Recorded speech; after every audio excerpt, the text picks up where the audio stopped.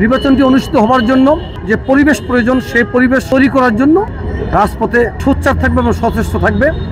যুবক এবং তরুণদের একটি নির্ভরযোগ্য প্ল্যাটফর্মে পরিণত হবে, যেখান থেকে যুবকরা এদেশের রাষ্ট্রচিন্তা থেকে শুরু করে সমাজ বিনির্মাণে কার্যকর ভূমিকা রাখতে পারবে।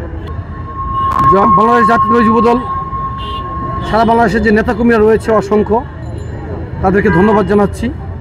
পাশাপাশি যুব সমাজের প্রতি আহ্বান থাকবে যে এদেশের বিভিন্ন গুরুত্বপূর্ণ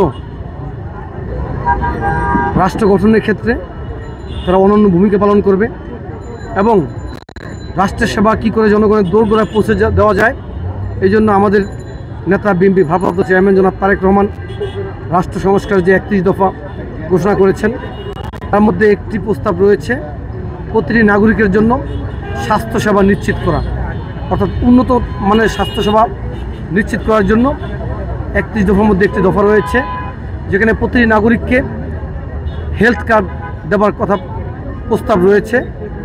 আগামী দিনে এই 31 দফাকে যদি বাস্তবায়িত করতে হয়, আমরা মনে করি একটি স্বচ্ছ গ্রহণযোগ্য নির্বাচন অনুষ্ঠিত করা দরকার। আমরা আশা করেছিলাম প্রয়োজনীয় সংস্কার শেষে বাংলাদেশে খুব দ্রুততম সময়ের মধ্যে একটি স্বচ্ছ গ্রহণযোগ্য নির্বাচন হবে, কিন্তু নির্বাচনটি এখনও অনুষ্ঠিত হয়নি। নির্বাচনটি অনুষ্ঠিত হওয়ার জন্য যে পরিবেশ প্রয়োজন সেই পরিবেশ তৈরি করার জন্য বাংলাদেশ জাতীয়তাবাদী যুবদল এদেশের যুব সমাজকে ঐক্যবদ্ধ করে রাজপথে অতীতের মতো ভবিষ্যতেও সোচ্চার থাকবে এবং সচেষ্ট থাকবে এবং অন্তর্বর্তী সরকারকে একটি নির্বাচন করতে বাধ্য করবে।